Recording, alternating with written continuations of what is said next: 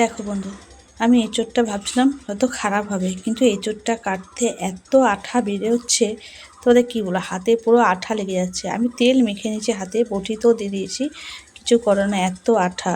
তো যাই হোক, আমার ও বলছিল, বলে না কাঁঠালটা ভালো, যে দাদা দিয়েছে সে খুব বলেই দিয়েছে যে না কাঁঠালটা তাদের গাছে। তো যাই হোক, কাঁঠালটা কাটছিলাম, কাটা তো দেখায়নি, কারণ বটি বলে দেখাতে নেই, জানি না কি ফেসবুকে দেখাতে আছে আর কি দেখাতে নেই, বুঝতেই পারি না। তো যাই হোক, তো এই কাটা দেখতে পাচ্ছ কত আঠা, তোমাদের সেটাই শেয়ার করলাম। তো কাটা হয়ে যাচ্ছে, আমি কাটতে বসে গেলাম, কেটে দেখো সব কিছু রেডি করে উনুন সালে চলে গেলাম। উনুন ধরাই নিয়ে এই সব দিয়ে উনুন ধরাবো।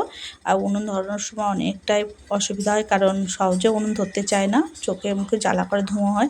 এই যে টমেটোর চাটনি করবো, এঁচোড়ের তরকারি, চিচিঙ্গে ভাজা করব, আর আমার ছেলের জন্য ডাল সেদ্ধ করবো। তা তোমার সঙ্গে দেখালাম যে কী কী রান্না করবো। তা চলো, এদিকে উনুন ধরিয়ে দিলাম, দেখেছো উনুন ধরাতে কেমন ধোঁয়া হয়, চোখ পুরো জ্বালা জ্বালা করে।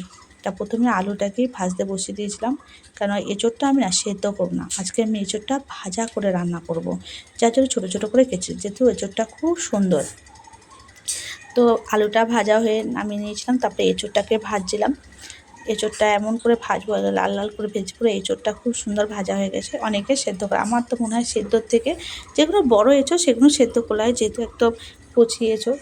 তো এদিকে গোটা জিরে, তেজপাতা, শুকনো লঙ্কা দিয়ে আমি বসালাম, তারপরে পেঁয়াজ বাটা দিয়ে দিলাম।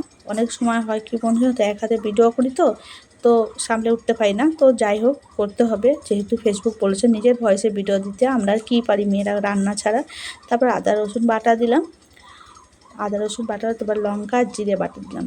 ধনেটা শেষ হয়ে গেছে, ধনেও নেই, ধনে অনেক দিন শেষ হয়ে গেছে। হলুদ তোমরা তো জানাবে, হাতে দিয়ে নুন সব কিছু দিয়ে মশলাটাকে ভালো করে কষিয়ে সামান্য জল দিলাম, কারণ দেখো মশলা যদি ভালো কষা না হয় তরকারি ভালো হয় না, একটা কাঁচা গন্ধ থেকে যায়, এর জন্য মশলাটাকে ভালো করে কষিয়ে নিলাম।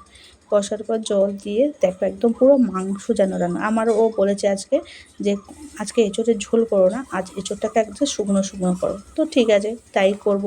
এঁচোড়টা শুকনো শুকনো মশলাটা দেওয়ার পরে দেখো এঁচোড় আলু ভাজাটা দিয়ে দিলাম।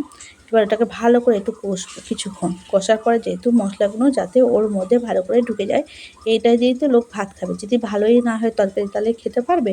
দেখো আলু পুরো সেদ্ধ হয়েছে, এঁচোড়ও পুরো সেদ্ধ হয়ে গেছে, মানে যাও আমি খুন্তিটা দিয়ে কড়াটা একটু উল্টে যাচ্ছিলো।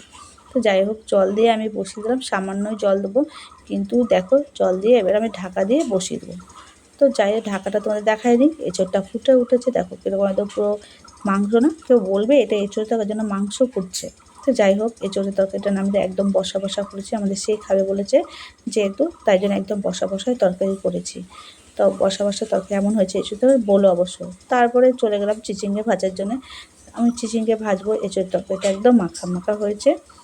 তো যাই হোক, এবার এঁচোড়টাকে আমি নুন হলুদ, এঁচোড় বলছি, চিচিঙ্গেটাকে নুন হলুদ দিয়ে আমি মেখে রেখে দিয়েছিলাম, জল যেহেতু বেরোবে। দেখো কতটা জল, ভাজতে অনেক জল বেরো হয়, কিন্তু অনেক সময়টা লাগে, পুরোটা তো দেখাই না। তারপরে দিলাম টমেটোর চাটনি, আজকে কিন্তু টক চাটনি না, আজকে মিষ্টি চাটনি করবো। এখন টমেটোর সিজন, গাছে যেহেতু হচ্ছে, তা বলে কিছু না কিছু করে খাই।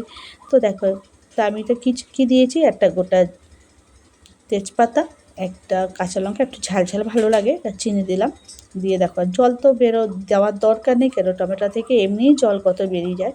তো দেখো টমেটোটা কি সুন্দর লাল লাল হয়ে গেছে, কি ভালো লাগছে তো দেখতে বলো। আমার তো খুব ভালো লাগে খেতে, টমেটো চাটনি এমনি খাবো, ভাত দিয়ে আমি খেতে পারি না। তাহলে আজকে আমার মেনু হলো এঁচোড়ের তরকারি আর চাটনি, ডাল ছেলের জন্য ডাল সেদ্ধ, আর এই চিচিঙ্গা, আর মাছ ছিল একটু, সেটাকে ভেজে নিয়েছিলাম। তো চলো, রান্নার রেসিপি তোমাদের দেখানো হয়ে গেল। কী গরম লাগছে, কারেন্ট লো ভোল্টেজ, পাখাটা যা চালালাম, পাখা একদম আস্তে আস্তে ঘুরছে। তা শুভ দুপুর বন্ধুরা, ভালো থেকো, সুন্দর থেকো, বাই। আমার ছেলেও চলে এলো, বলে মা আমি একটু বলবো, তা বল। তো বলছে গুড আফটারনুন, সবাইকে বলেছে, বলে এবার চললাম, বাই, ভালো থেকো, সুন্দর থেকো, শুভ দুপুর বন্ধুরা। আজকে কিন্তু আমি অনুষ্ঠান করব না।